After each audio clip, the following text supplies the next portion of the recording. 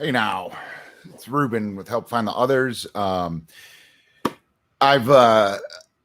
This is a follow up to the last live stream I did.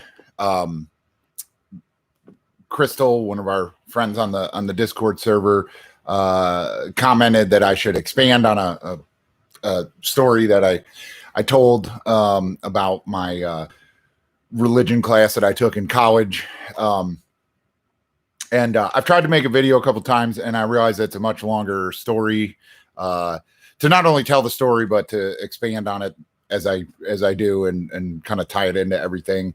So I figured, and my battery keeps running out on my phone when I try to record the story. So I figured I'd hop on a live stream. It'll save it as a video, as a story. And also anyone that pops in, it's the middle of the day, maybe some people that normally don't get to join in on my late night live streams, can come in and leave a comment or ask a question, whatever. But also just record it as a video to tell the story. So, before I start, as always, so grateful for everyone that still, pays attention to my nonsense. And I love you guys. I hope everyone's doing well. Yeah. So the story that I touched on in the last podcast was, how you doing there, D-Lars? The story I touched on in my last podcast that Crystal wanted me to expand on was about this religion class I took. And at the time, it seemed like just kind of a, funny situation. And it's always been the one incident that happened that I'll build up to is just kind of a funny story I've always had, and I'm actually surprised I haven't told it before on podcasts or videos or anything. But as I've gotten older, obviously, as the podcast and YouTube has gone on, and just my own personal spiritual path, this moment and this class I took have turned out to be more synchronistic than I originally, recognized while going through it. So, I've always been into other religions, obviously raised Jewish, but with a very open-minded family and an open-minded synagogue, honestly. I've never kept kosher or, been very Orthodox or conservative at all, but identified as a Jew, but I've just always been interested in religion. And, honestly, that's the part of my personality that is given me an interest in psychedelics and all this stuff, So in high school, I went to Catholic school, and you had to take a religion class, but that religion class was Catholic class, and it was taught by a priest and stuff like that. And I was the first Jew to go to the school. And so the principal at the time thought, like, hey, maybe we should offer an alternative religion class since we have non-Catholics going to the school. So they made this class. There was only like 3 people in it. They had a student teacher come in, and that's all he taught was this class. And he was a Buddhist, and it was a really cool class, really small and intimate. And his whole thing was to have like field trips, basically. And they ended up being nights and weekends, but still field trips to go see other religious, non-Catholic ceremonies, So we went to like other Christian denomination churches. We went to like a snake handler church. We went, where people were speaking in tongues and running around the room and stuff like that. We went to like kind of a mostly black church, but I guess it would be Baptist or something, but where like everyone was just singing the whole time and stuff like that, which is a lot, singing gospel music and stuff like that, which is a lot different from your traditional Catholic mass. We went to a Hindu temple, a Buddhist temple, a mosque, and then we went to my synagogue. And when we were at my synagogue, and the which wasn't really a synagogue, it was like a part of this old mansion that was built by Henry Ford in Buffalo, but he never lived there. and it became a Jewish like summer camp, and we used like a portion of the mansion there as our synagogue. So it was really, kind of different situation anyway. But while we were there, the teacher of this class was looking at our library of books that we had, and he picked out this book. Was like, oh, this is a really good book. You should borrow this from the library here and read it. Like, this had actually been our textbook for the class, because this is like the best book for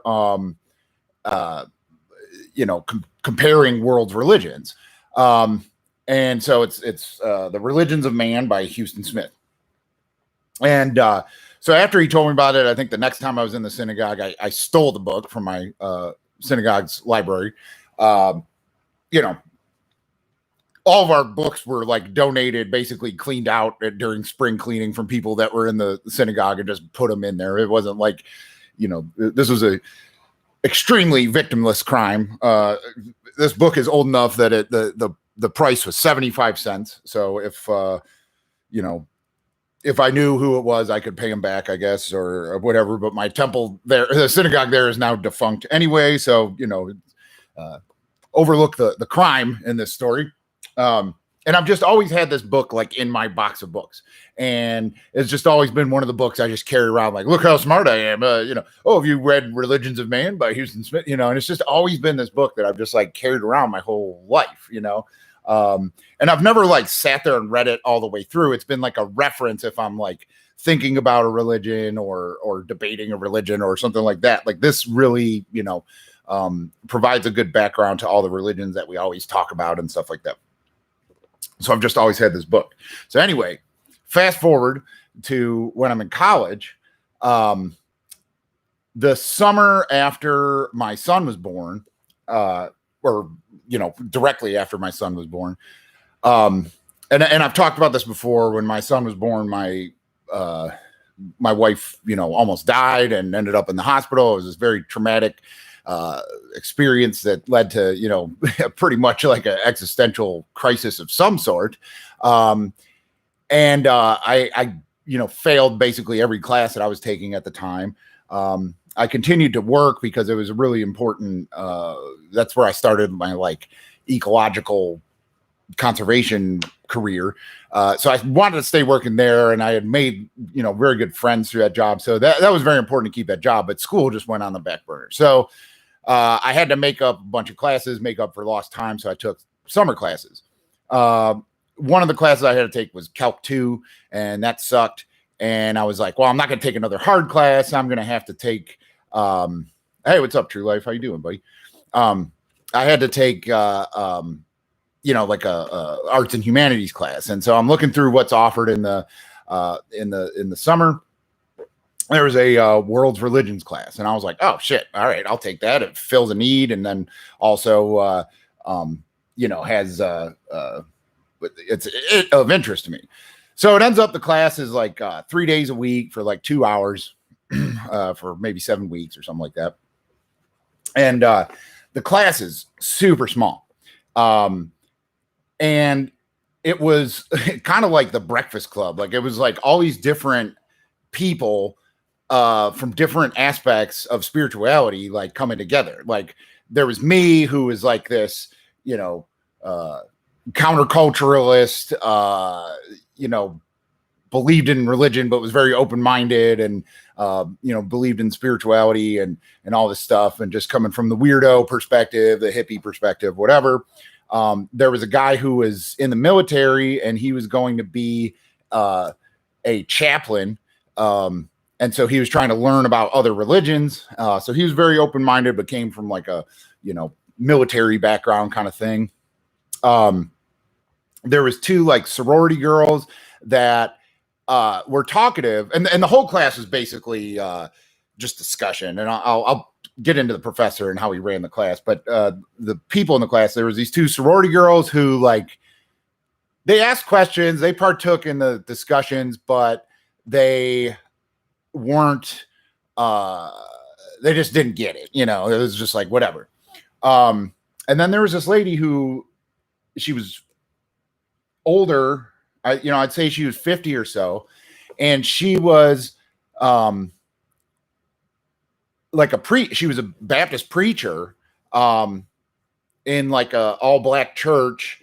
One weird thing about her was she had one arm, and like her prosthetic for her missing arm was, and then I'm not picking on her, but it was just really weird. It was like the worst prosthetic arm I'd ever seen. Like it looked like it was made out of wood or something. And it was just very bizarre, like it looked like a fake arm from like the 1800s when, I mean, it was just bizarre. And that's something that sticks out in my mind. Like I said, I'm not picking on her, but she was very fire and brimstone and very close-minded to any of the discussions of anything else, and everything not talking about Jesus and not talking about, you're going to hell if you sin was she just wasn't very open-minded, but she partook in the discussions. But a lot of the times we were trying to like convince her that like there's other ways of people look at the world in other ways. People look at reality in other ways. People look at their spirituality in other ways. And like, she wasn't very open to that, but she definitely was part of all the conversations. And then there was this other lady who was like a born again Christian, but used to be a sinner, used to be an alcoholic, drug addict, prostitute and stuff like that, and found Jesus and changed her ways. And so the whole class was a very big learning experience for her because she realized a lot of the messages that saved her exist in other religions, and she could have found that message without Jesus. Like Jesus wasn't the only way to find that message. So the class was very eye-opening for her, and she asked a lot of questions and was always like processing something, and it was pretty interesting to watch her evolution during the class. And then there was one dude who never said anything ever, and just was just kind of sitting there like just soaking it all in, I guess. I'm not real sure, like he was just taking the class and whatever, and didn't feel like partaking in any of the discussions. And then the last person was this one lady who, again, not picking on her, but she was just redneck white trash, very dumb. I don't even know what she was doing in this class, what she was doing in college. Just very nice, very friendly. Never knew what was going on, what we were talking about, but always had to like interject and derail conversations with some stupid story or, ask a question that we had just covered for an hour and like bring us back to that discussion. So the textbook for the class ended up being this book. I'll get to that in a second, but we never used it. It was just like, the professor said like, they don't let you not have a book for the class because they want to sell books. And so this redneck lady, like she would always be like elbowing me. She sat right next to me and she would elbow me and be like, what page we on? What page we on? And I'd be like, I don't know, 200, or something. And I would tell her, and then she'd be sitting there looking through the book. So it's just kind of funny. But so those are the people in the class. The professor is possibly one of them, and I've realized this later in life, but possibly one of the most influential people in my like kind of spiritual view of things. So he was a third or fourth generation, like his grandpa or maybe even his great grandpa were Baptist fire and brimstone ministers. And he went to, I don't know if they call it seminary or whatever, but he was going to school to become a minister. And well, when he originally said it in the class, he said that he had an aha moment and decided to, not go into clergy, and that, he didn't know what he wanted to do, but he was going to break that cycle of his family and not be, clergy. And so ended up being a philosophy professor, and actually at this time was the dean of the philosophy department at my college. And he was a very strange bird, very cool, but not what you would expect. Like if you picture the dean of a philosophy department, you probably picture someone in a tweed jacket smoking a pipe, in a Naugahyde chair or whatever, sipping brandy and whatever, like that's kind of the stereotypical dean of a college department that you would think of. This guy was not that. This guy wanted to be Jim Morrison. He frequently wore leather pants, always dressed in black, would have a shirt unbuttoned down to here with like a gold chain. He wore a hat that was straight up Jim Morrison hat. It was like a leather, Bayou hat with like a skull and crossbones and gator teeth, like that kind of thing. Even though he was the dean of the philosophy department, with probably tenure in the university and stuff like that, he also was a bus driver for the local county school. And in the summer class, he drove the bus to college. Like they were in the parking lot, there was a school bus, and that was the professor of this class. His name was Dennis Miller, but all the kids on the bus called him Hippie. Oh, he had long white hair, looked like a wizard, and all the kids on the bus called him Hippie. So he asked if we call him Hippie. He's like, you can call me Hippie, or Professor Miller's too, I probably won't answer if you say Professor Miller, so just call me Hippie. So we called him Hippie. And another funny thing about him was he was always late, like up to 45 minutes late for class sometimes. And we would just wait in the hall or whatever. And then every now and then he would be on time, and everyone would come late because you knew he was going to be late. And then he would like sarcastically make a big deal about you being late and stuff like that. But I mean, just total hippie professor. And it was crazy. But he, so the first day, he's going through the syllabus and he's like, okay, I'm just going to tell you right now so no one's upset. The syllabus, they just make you do this. But he's like, that's not how I run this class. This class is just going to be a discussion about religion. And he's like, every week I'll start to try to talk about a religion, but it can go anywhere. I can touch on any religion and be prepared for that. And he's like, the book, they make you do the book, or they make you put a book in the syllabus so that you can sell books at the bookstore. And he's like, so I picked Religion's a Man by Houston Smith because I love it, but you don't necessarily need it for the class. There's no tests. We're just going to write papers, and that's going to be the grading and attendance and stuff like that. And I'm going to give you one grade for like how you participate in the discussions, and that's the class. And he's like, you can buy the book if you want. I think everyone should have it, but you don't need it. And so after the first class, and I was like, whoa, I have that book, and I had actually brought it to class, like just, to show off. I don't know why, but I had it. And I was like, I came up to him after class and was like, hey, this is crazy. Like, I have this book. I told him the story of how I got it and all that.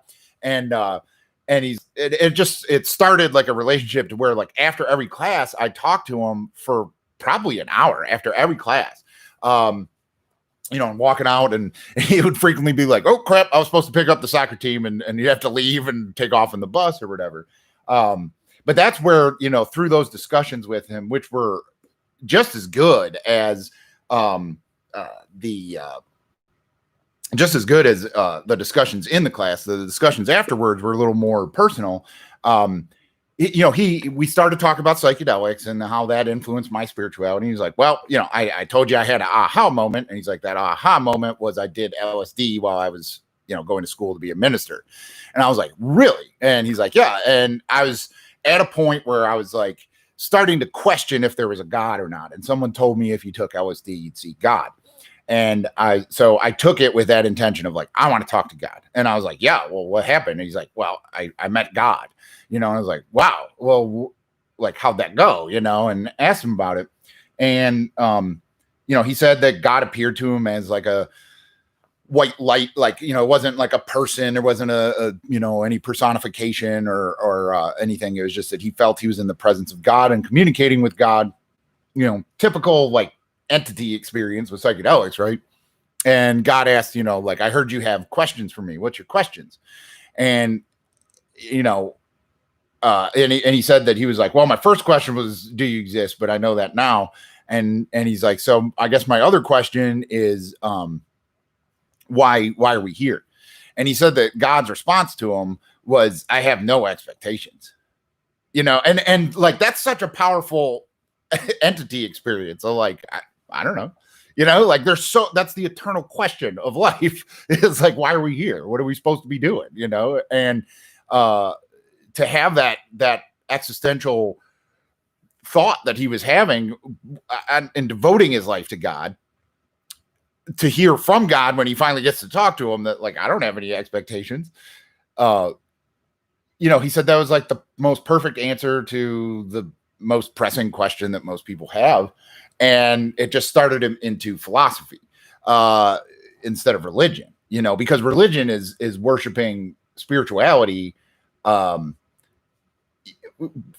like following the rules, right? That's what religion is spirituality with rules. So, you know, that was really important to him. He's like, it didn't stop me from being spiritual. It just stopped me from being religious. And so that was really like a defining moment through someone else's experience for me to hear that at that point in my life, you know, of like, you can be spiritual but not religious, you know, and it kind of confirmed that from someone that, you know, I respected. So anyway, like there, you know, there's a lot of different conversations that happened in the class. Very interesting stuff. And there's okay. So the book too.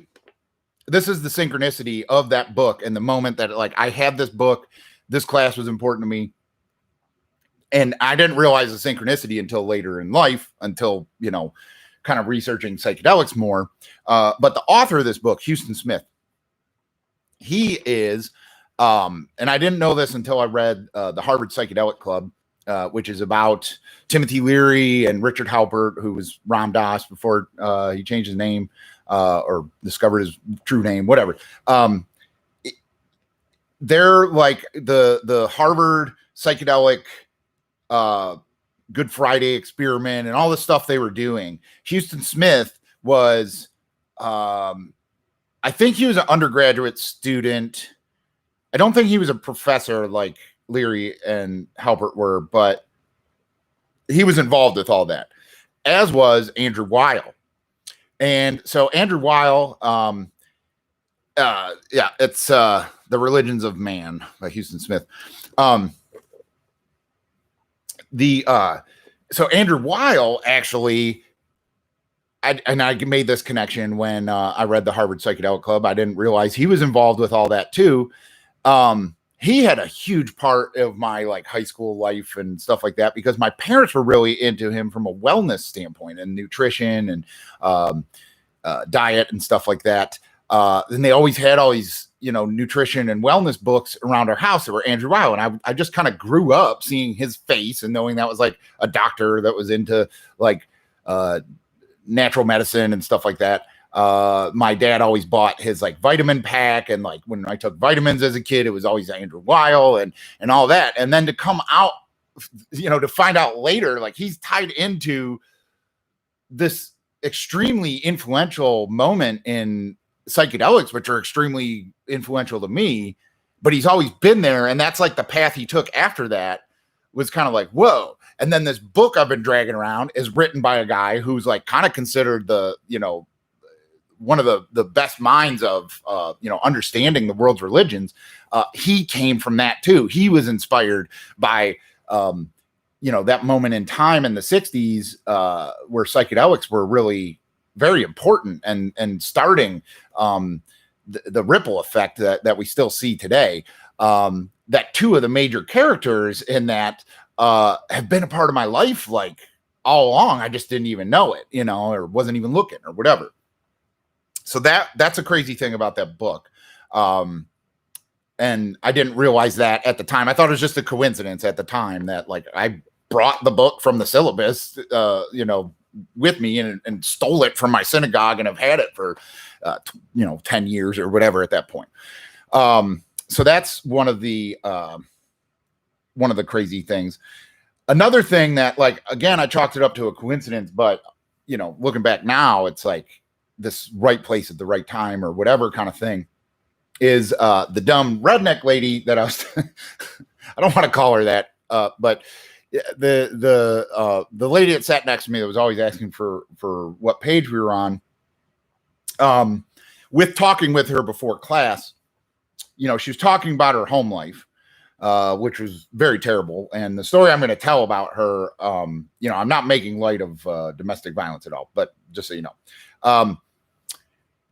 So she was talking about her home life, and she was like, talking about how her husband beats her and he's mean and, makes her do shit by pointing guns at her and all this stuff. And we're like, woof, fuck,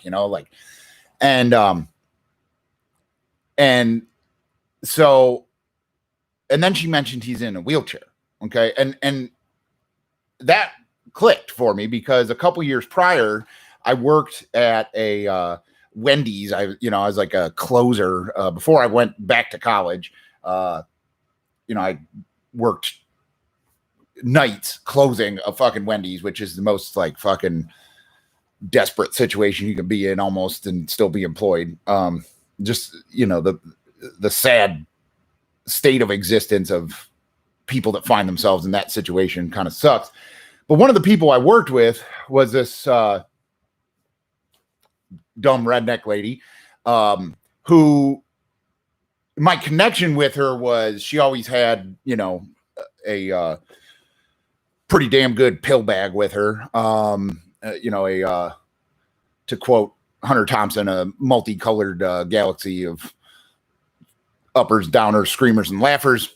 And she was attracted to me and was always flirting with me, which was gross. She was gross.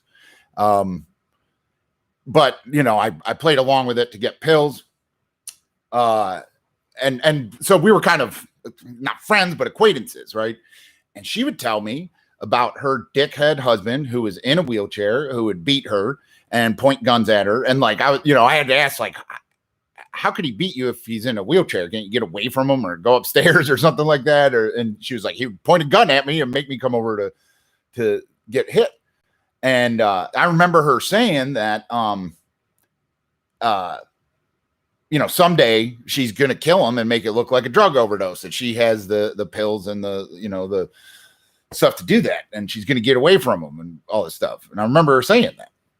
So anyway, it had been a couple years since I worked there and talked to her. But then after this lady in my class had talked about her husband, and this was not in the same town, like they shouldn't have known each other. Right. And I was like, forgive me for asking, but was your husband, is this your husband's first marriage? And she was like, oh no, his ex-wife tried to kill him and tried to poison his food and make it look like an overdose. And so he left her and she's in jail or something like that, And I was like, oh my God. I was like, I know that lady. Like, I'm pretty sure I've never met your husband, but I used to work with his ex-wife, I think, and we started talking, and it was, and it was just a weird connection. Like, that's not the kind of situation that you want to be like, I know that guy, but I did know that guy.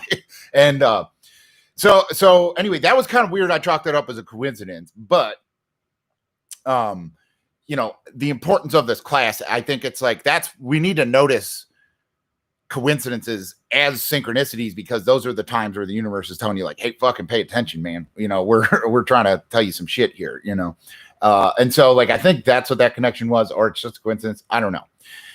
So anyway, that's the importance of that class. The story with this lady is sad and hilarious and unbelievable, but I'll tell that. So she kind of always mentioned this shit about her husband, like, in passing, where it was like really sad, but she was trying to make a joke out of it. And you'd be like, kind of stuff. Well, one day she didn't show up. She didn't show up for class that whole week. And you couldn't really, there was only 7 weeks of this class, so you couldn't really miss any, and the professor was like, does anyone know how to get a hold of her or anything? And people were like, no, and we're like, I hope she's okay, And then, so like in the last, like 20 minutes of class on the last, like Thursday or Friday, whatever day class was for the week, the door slams open and everyone like turns around and looks at the door, and she's standing there covered in mud, soaking wet. And we had been talking about Zen Buddhism, like the last time she was in class. And she's like standing there, like breathing real heavy. And the hippie's like, do you want to go talk out in the hall? And she's like, is it fucking zen to beat the shit out of your wife every goddamn night? And he was like, no, it's not. Are you sure you don't want to go talk out in the hall? You know, he was trying to like make this a private thing. And she was like, no, I need to be here right now. This is where I need to be. I paid to be in this class. I want you to teach me. And she sat down and reeked like booze and was like, I'm here to learn. Teach me. I'm here. And he was like, okay, where was I? And like started to talk and she elbows me and she's got her book. She's like, what page are we on? You know, and I was like, okay, you know, whatever. And he's like talking, and then she just starts like blurting out what happened and talking about how her husband, you know, beat her up and there was like sexual abuse and just awful shit. And that she like hit him over the back of the head with a frying pan and didn't know if he was alive or dead and just was afraid she killed him and ran and like stayed in the woods for like 4 days and like went and ate out of like some dumpsters or something like that. I mean, it's awful, horrific story, you know? And we're like, oh my God, you know, and he's like, are you sure you don't want to go talk about this privately? This doesn't sound like something that you need to share with the whole class. And she's like, no, you know what? I tell you what, I can see that I'm disturbing the class and I understand, but these girls, and she points to the sorority girls who are horrified, they need to learn from my mistakes. This was in Kentucky, by the way. They need to learn from my mistakes because no woman should ever find themselves in this situation.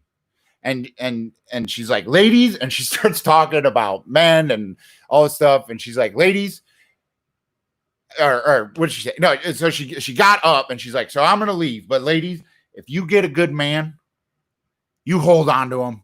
And she's like, especially a man like this. And she points to the guy that never said anything ever in class. And like he wasn't even really paying attention. He's just like got his head, he's like, you know, looking around or whatever. Like, what the hell's going on? And she's like, because a man like this who doesn't say anything and keeps his mouth shut is worth his weight in gold. And she grabs this kid's face and starts kissing him on the mouth, like tongue in his face and stuff. And he's just like, and then she just left and slammed the door behind her. And we never saw her again. I mean, it's the craziest fucking thing I've ever seen happen in a class. And it's sad. It's very sad. Don't get me wrong. I'm not like making light of domestic violence like that. It's more just a situation that we were all in. And it totally like changed the dynamic of the class after that, of talking about, you know, the spirituality behind like love and stuff like that. And it ended up, because she said about Zen, or like that was like a big part of her little story there, was like talk about Zen and how her husband wasn't Zen and she found Zen in the woods and all this stuff. That the professor was like, you know, I think they've been wanting me to like kind of have more discussion-based classes like this for undergraduate philosophy stuff in arts and humanities, as kind of like, you know, a little bit of talk therapy almost. And he was like, I think I'm going to create a class called Zen and Love. And you know, I'm going to have to think about how to develop that curriculum, even though he didn't have curriculum based on that. And so I ended up taking that class, and that class was awesome. And then basically every semester I tried to take a class with Hippie. Like I took Zen and Love like twice. He had Zen and Zombies was the class he did. Or God and Zombies is what it was called. I think I took the World Religions class again. Like I wasn't trying to like fulfill credits. I was just like, I need a class with Hippie every semester. And I did. And I continued that relationship with him after class, you know, when I could, talking to him and stuff like that.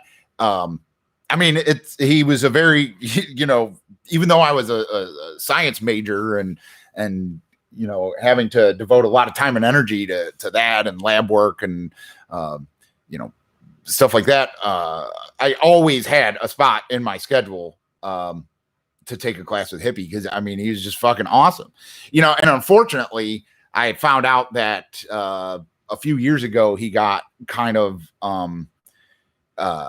me too'd, I guess you could say. So a big thing with him was like he so he was divorced and he had kids, and his kids were philosophy professors as well at different universities, but still, like, is a very philosophical family, I guess. He was divorced, and like his love life was like Russian dating services, to where like he would basically, you know, do online dating with girls in Russia, and then a couple times a year he was with this service where you would go over and like meet these girls and have like a chaperoned date in Russia for a week or something like that with these girls. And then, you know, if you wanted to marry them and bring them back and make them your own little Melania Trump kind of situation, you could do that. So that was like his love life. He was always talking about like, oh, I was talking with this Russian girl last night. He was always talking about these Russian girls, which is kind of funny. But he didn't have like a social life outside of that. And he just hung out at this Mexican restaurant by the college and like was always in this back table writing. And he always, you know, anybody that he, you know, was kind of close to from class would be like, hey, I'll be at, you know, El Sombrero or whatever the fuck the name of it was.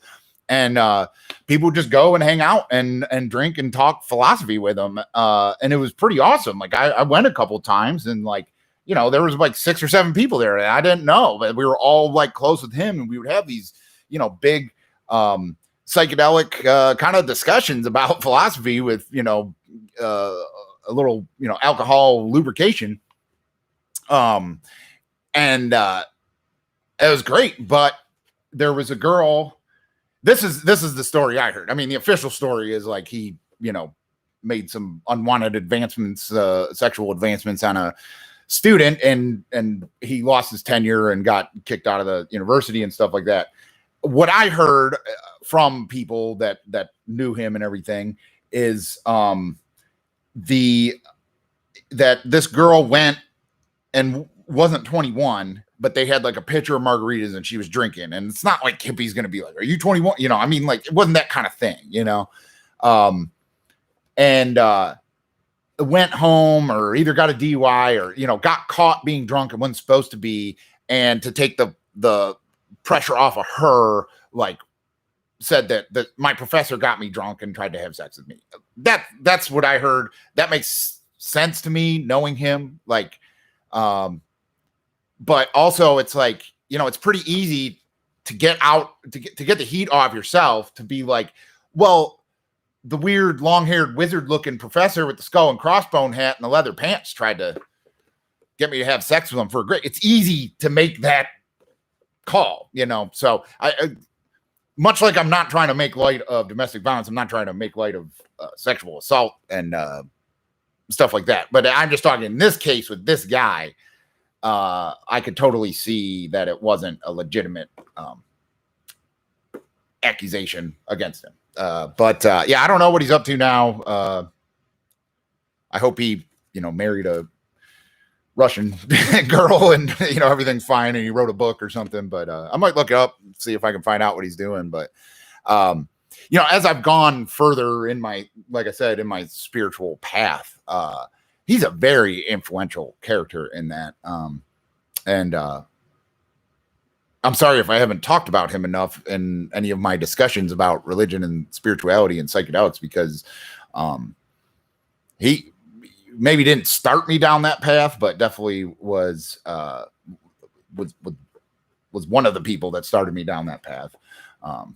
So yeah, that's that story. Like I said, yeah, I'm at 40 minutes telling that story, and I could probably, you know, trim that down or whatever, but I've tried to make that story on my phone, and it's I just keep running out of battery. So I was like, I better do a live stream and talk about it. But I wanted to get that recorded for Crystal and anyone else that thought it was an interesting story.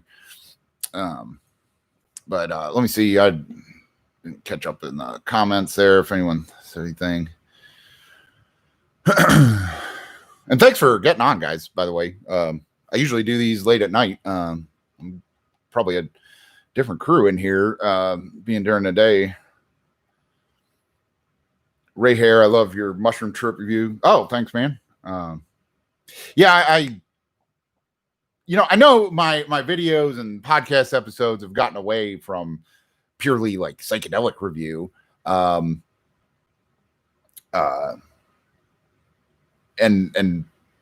I know my numbers and all the YouTube metrics and downloads and all that stuff have waned because of that. But I never really wanted to be like, oh, I talk about psychedelics. You know, I like talking about religion and politics and macroeconomics. I mean, I really, I had a spiritual reading where they kind of touched on like, open up your throat chakra, talk about what you want to talk about, and I took that as they weren't talking about my podcast, but I took that as like, maybe that's what they mean with the podcast, be a little more like off the cuff and talk about what I feel like talking about. I'll probably get into more psychedelic reviews, but the pandemic and like being a parent during this pandemic, like it's hard to be a psychonaut and a parent during the pandemic. Like it's very tough. I've been microdosing, which has been great. That's been really helpful and everything. But, I've just been more like, trying to like just focus on growth and stuff like that and really not trying to shake it up with psychedelics, but I will get back into that, and I'll probably have more reviews on when that happens, and I'll probably get a lot more weird and stuff like that, and that's fine. It's just not where I'm at right now. So, as always, grateful for everyone that's sticking through. That's like, you came for the mushroom stuff and you stayed for the Bitcoin trading advice. I don't know, whatever it is that keeps you tuned into my vibe. Like I appreciate it. Yeah.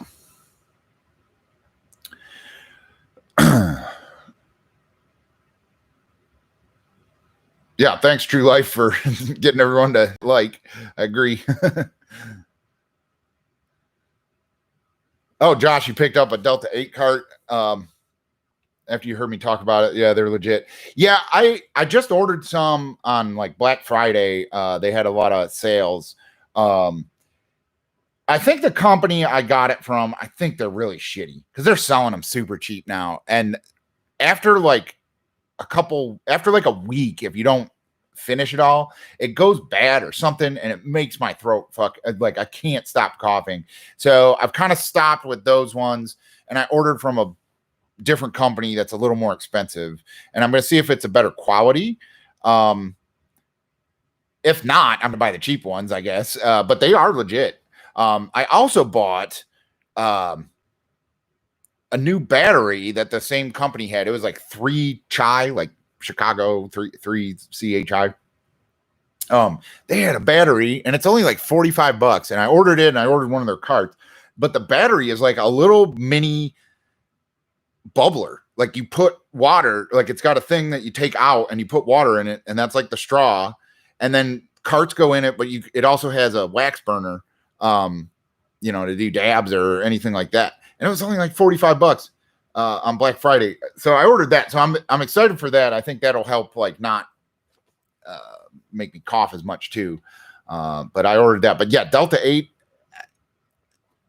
they're probably going to make it illegal or needs to be medical or something like that soon, because they're the same as any other card I've ever had. Or they're just lying and it's THC, but they're like, no, it's Delta 8 THC. I don't know what's going on there with the legality and why you can just get it online.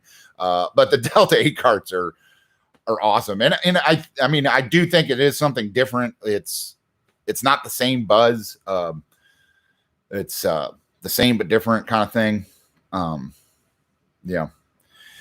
Baba Booey, you can get notified when I go live if you click the bell thing. Like where it says subscribe, click the bell, and then it'll come on. I'm not very good at like scheduling when I'm gonna do live.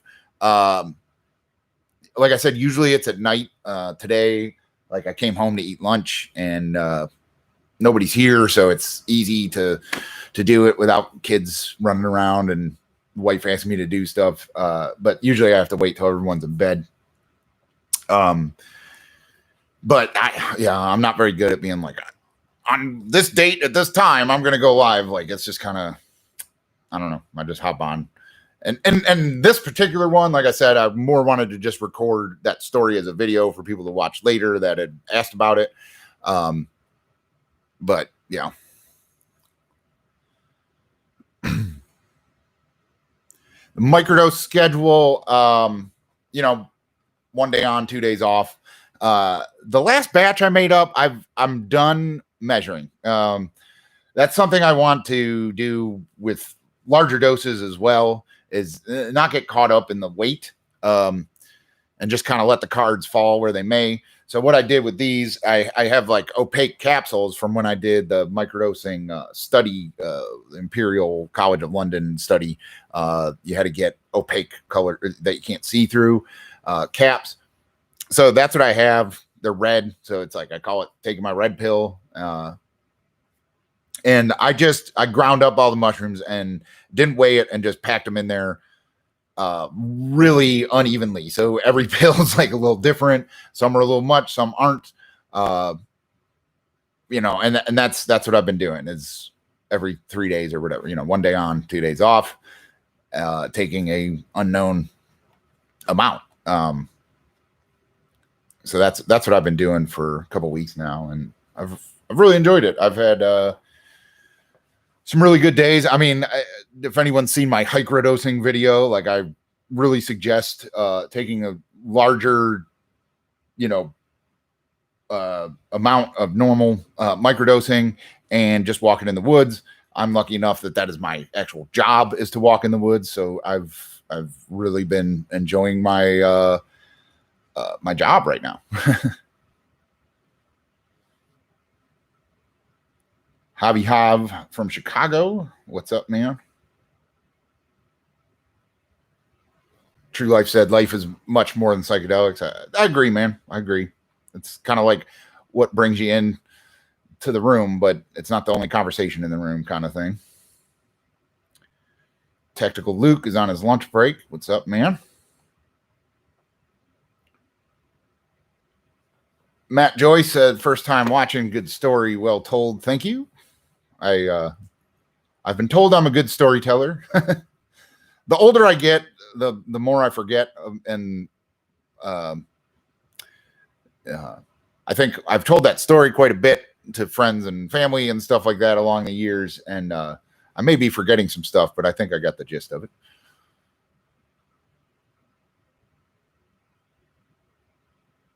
True Life, it's just you we love. Oh, thanks, man. I love you too.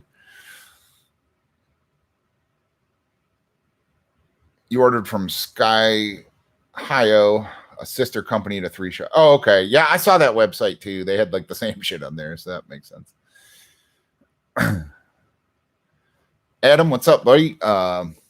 You just got a copy of the Quran and you're beginning to understand that Islam is far more prone to dogma than any other religion. It almost seemed like Muslims don't want people reading it for themselves.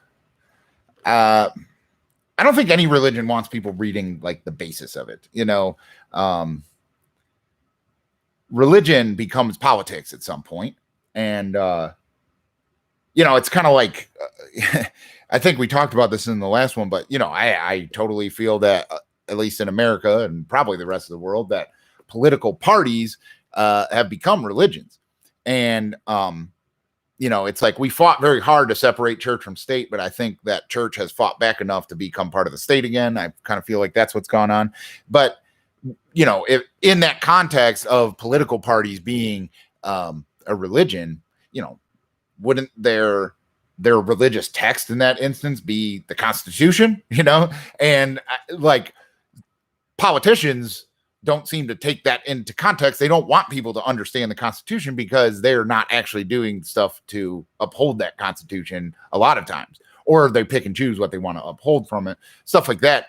I think that's how religion goes. Like it can go from delivering the message to collecting revenue pretty goddamn quick. And sometimes the message that started it can interrupt that revenue flow and disrupt the power structure. And they don't want that to happen. So we could expand on that, what you specifically meant about Islam and the Quran and that. But I would say that follows along all religions that are based in some sort of religious text, like if you look at Mormons, right? Most Mormons, like the Mormons that come to your door, if you wanted to talk about like the seer stones and the gold plates and all the like kind of weird stuff that like doesn't make sense about the original Book of Mormon text and stuff like that, like they don't want to talk about that, like they like if you're trying to ask them, like, that doesn't make much sense that this guy said that he found these lost books of the Bible and stuff like that. Like they don't really want to talk about the actual like nuts and bolts of the text that started it all. It's all about where you're going with the religion now,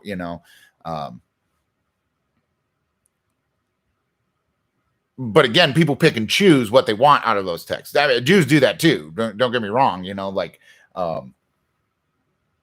I've had this conversation with more like conservative Jews that try to tell me you shouldn't eat pork because it's in the Torah, and you can bring up all this other stuff about, you're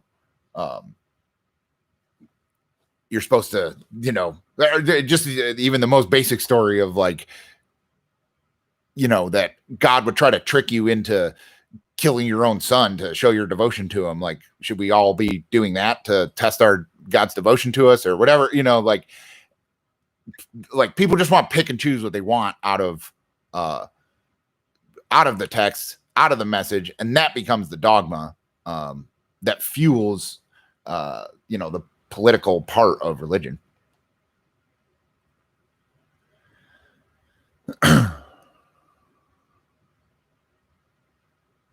So anyway, back to Delta 8 cards. Yeah, Josh, you saw those bubblers. Yeah, dude, it's cool. I looked at the reviews on YouTube and I was like, oh fuck, that looks awesome. I didn't even know that existed. Tactical Luke said doesn't quite feel like THC cards to me. Yeah, like I said, it's the same but different. It's cool. I like them. It definitely gives me the munchies way more than regular THC cards or just smoking weed or anything like that.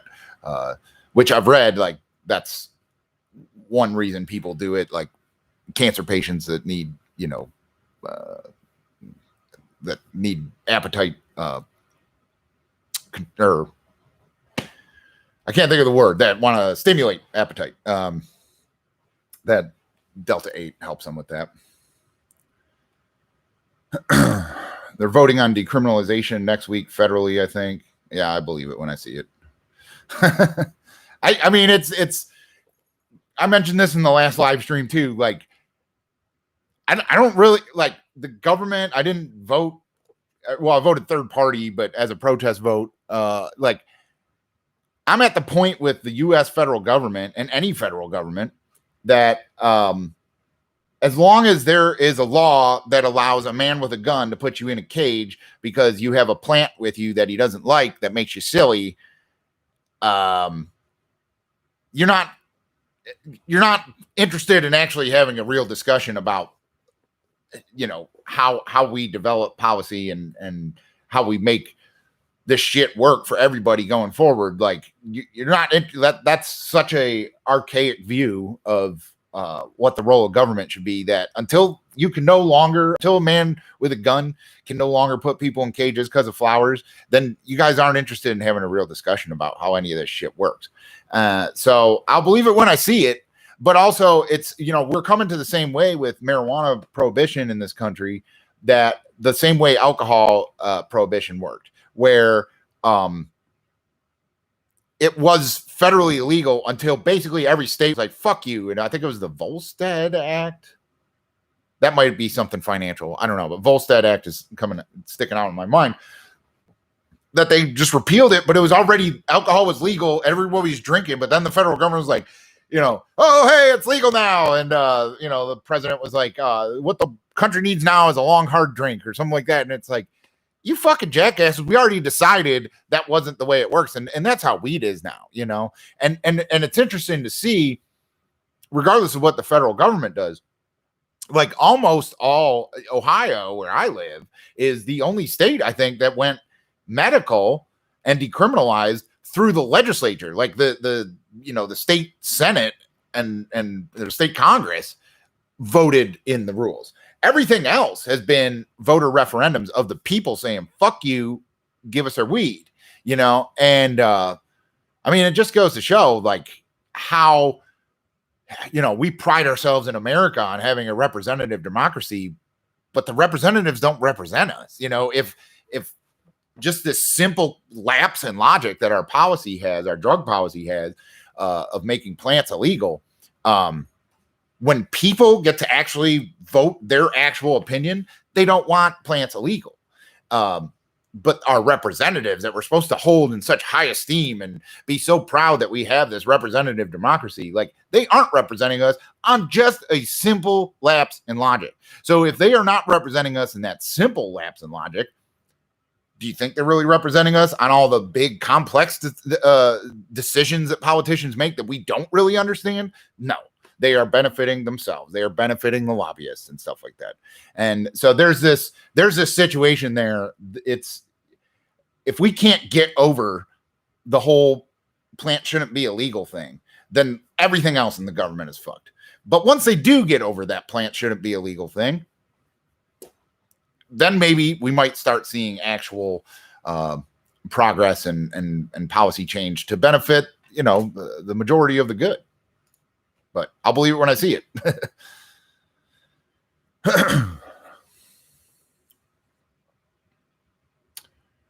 You haven't been able to feel any effects from the microdose. So, some people would say that you shouldn't, that you want a sub-threshold dose. That's the standard thing for microdosing. And there is benefit to that on kind of neural pathway level and stuff like that. But that, and I talked about it in my video where I talk about microdosing, but like, if you create the perfect situation and you want to feel it, but you're not like freaking out and having visuals and like you can be not able to talk to people that you see on the trail and stuff like that. If you just get yourself over that threshold, but still to where you're just kind of high, I think it's a more beneficial experience, but set and setting come into there. If you're taking a sub-threshold dose, set and setting doesn't matter. You can be at work. That's kind of the point. Like people will say you find yourself more productive and stuff like that. But you can be having, just a boring day at work and still have that and still have the experience people talk about with microdosing. If you bump it up over the threshold and you're feeling it, then you got to take set and setting into effect. And I recommend walking in the woods as that setting,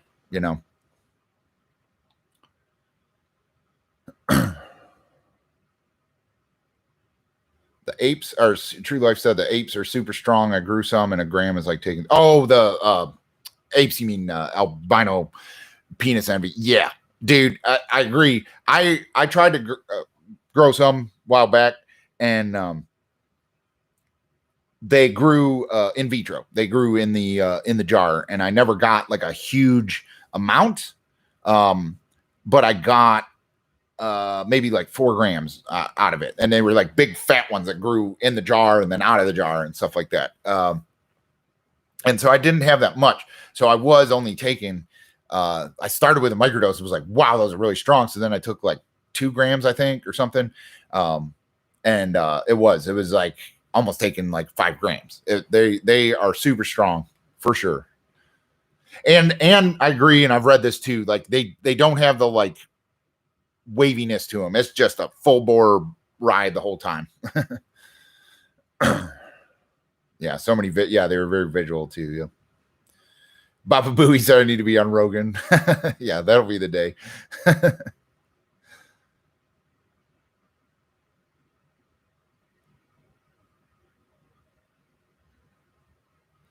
Uh, Adam, you said that you're trying to find the account of Jesus's resurrection in the Quran, so you Googled it, and despite it not being in the Quran at all, the consensus among Muslims is that it didn't happen.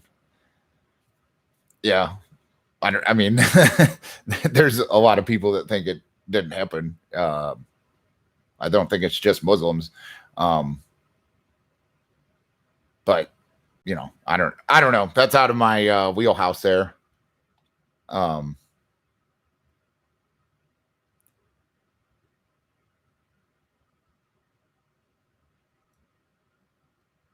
It's almost like these religions don't want to reconcile their holy texts with each other.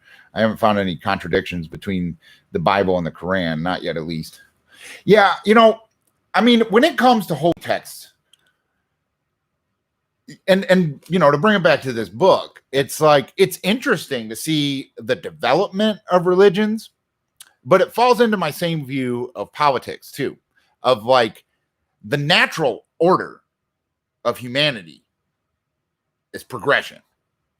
And to have anything in politics to always be referring back to a constitution or some sort of doctrine that started the state, whatever state it may be, or in a religion to go always be going back to the text and studying the nitty gritty like things in the text. You know, that conservative focus on life, whether it's through politics or religion or both, is at best just not the path of least resistance, but it's most likely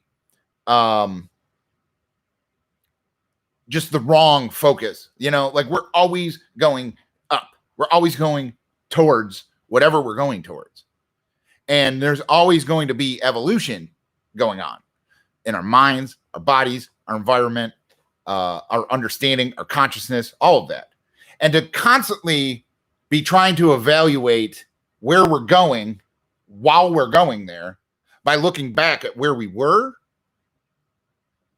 and not using that just as a reference, but be like, we have to go back. We have to go back. Like, I think that is going against the flow of life. And now, again, I was raised, my predominant religion being raised was barely Jewish, you know, like it was all about community, family, and spirituality. It wasn't about rules. And there wasn't anybody in my temple that ate kosher, you know, and that's just like the base level rule of Judaism is like the kosher dietary laws. And we didn't do that. We didn't keep the Sabbath, you know, we didn't, like, there's all of these things. So that's my perspective of religion. Maybe if I came from a, you know, very strict, I would value that orthodoxy more, but I don't, you know, and so like I can't, I don't know. I'm just always like a conservative focus in life is a losing focus, if that makes sense. Whether that's religion or politics. And I think like everything's always going forward and everything's always evolving. And I think that religious texts are important for understanding, but not for direction, if that makes sense. That isn't to say there isn't important messages in the text that aren't universal. And I think if you look at all the religions, like they all have an overriding message of love, peace, and understanding, you know, and that is a universal thing that has to be held in high regard in politics and religion. That isn't because we get held up, you know, it's the signal to noise ratio in a religious text. We often push the signal aside to focus on the noise. And, you know, that's kind of how I feel about religious texts. They're interesting. They're interesting snapshots in history. But, you know, you also have to take into account, and I mean, we said this a ton of times, that like any religious text that you read now as an American in 2020 is not the way that the caveman that wrote it, you know, like intended it to be. Like it has been edited by kings and queens and, you know, popes and, you know, political officials and all these things. It's been edited so many times. It's been mistranslated and translated, all of these things to fit someone's view of what they meant by this or whatever, to where like you can't like really take it as like, this is what we're supposed to be doing. This is what we're supposed to be doing. Like it doesn't, it's, you're not like getting the whole picture if you're focused on like that text. You know, and how much, and as that message has gone through time, the signal has decreased and the noise has increased, you know, just like any other signal that travels through space and time. You know, that's kind of how I feel about religious texts. They're very interesting, but in no way like, am I going to fully devote my life to their teachings, or am I going to denigrate someone else that does, you know? I hope that was respectful enough view of how I feel about religious texts, but maybe it's a culture preservation thing. It's a power preservation thing, honestly, I feel like, but I mean, it definitely preserves culture as well. Have I ever done subs or Azures? Yeah, but not a lot. I think it was the Azures. I don't think I've done subs. I can't remember. Or no. I did Pans Cyans. But I think I only took like a gram. And it was really strong. Made my back hurt. True Life made some blue juice. Haven't tried it yet. Oh, nice, man. I'll look forward to watching you talk about that.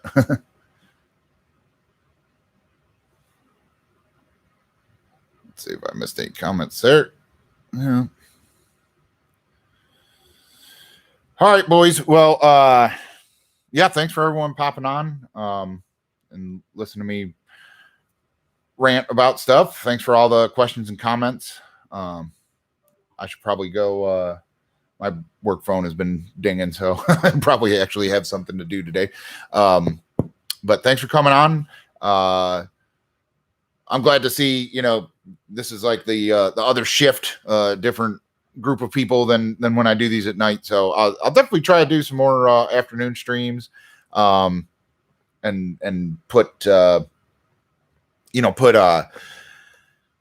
I like doing this more than the videos. I make a lot of videos, but I don't post them because like I'll watch them back and just like nitpick myself and then end up deleting the video. So I think actually the stream's better for me to get a stream of consciousness and then be like, well, whatever, I'm going to keep it up kind of thing. And then also, you know, having you guys to throw topics out there for me to riff on, that always works too. So I kind of like doing the live streams. And I know that's easier for Stan too, instead of doing the podcast. I want to get back to the guests and stuff like that, but Stan doesn't really have the time to edit those together, and I don't have the know-how to do it to the quality that he does it. So it may be a while till we have like kind of the edited together podcast with guests again. But yeah, I don't know. What would you say? True Life. Oh, the XSplit VCam. It cuts out your background with no green screen. Yeah. I don't know. I'm not really worried about the background. You guys can see my mess of a living room. That doesn't bother me. But yeah, I don't know. You know, just doing stuff like this is kind of good for now. Might get back to more professionally produced stuff at some point. But right now, I like doing this. I like talking to you guys, and yeah, that's all I got for today. So thanks for helping find the others. Peace out.